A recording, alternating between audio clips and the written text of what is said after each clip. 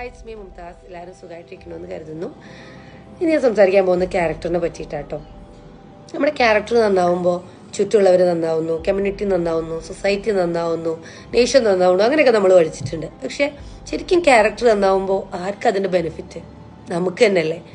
എല്ലാവർക്കും പ്രിയപ്പെട്ടവരാകുമ്പോൾ നമ്മൾ മറ്റുള്ളവരാൽ പരിഗണിക്കപ്പെടുകയാണ്.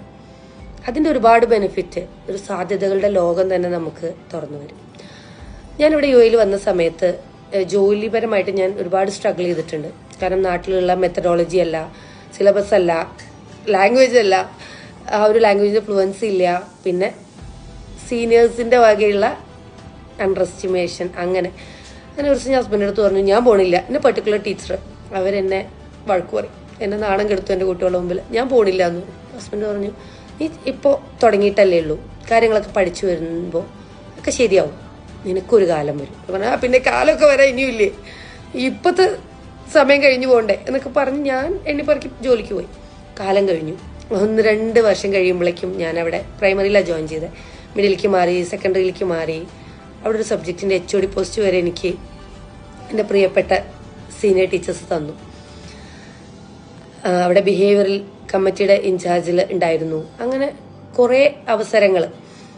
നമ്മൾ സെക്കൻഡറി സെക്ഷനിലൊരു കുട്ടി പാർട്ടി നടത്തി പ്രിൻസിപ്പാളിനെ കേക്ക് മുറിക്കാനൊക്കെ വിളിച്ചിട്ടുണ്ടായിരുന്നു.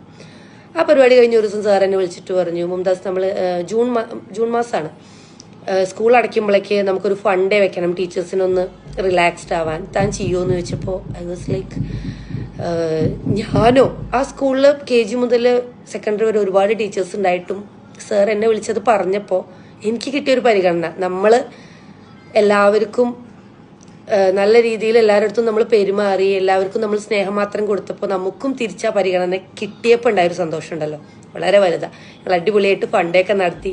2017-18 മറ്റോ ആണ്, എല്ലാവരും കൂടെ അടിച്ച് പൊളിച്ചു ഒരു ഫണ്ട് ഉണ്ടായി. അപ്പം അത് കോർഡിനേറ്റ് ചെയ്യാൻ പറ്റിയെന്നുള്ളത് ഇപ്പോഴും വലിയൊരു ബ്ലെസ്സിങ് ആയിട്ടും പ്രിവിലേജ് ആയിട്ടും ഞാൻ വിചാരിക്കുന്നുണ്ട്. അപ്പോൾ ഹസ്ബൻഡ് പറഞ്ഞ ആ കാലം എനിക്കും വന്നു. പക്ഷേ എന്തുകൊണ്ടാണ് ഞാൻ ക്യാരക്ടർ വിടാതെ ഒക്കെ അഡ്ജസ്റ്റ് ചെയ്തു, പതിയെ ജോലി പഠിച്ചു, എല്ലാവർക്കും പ്രിയപ്പെട്ടവരായി.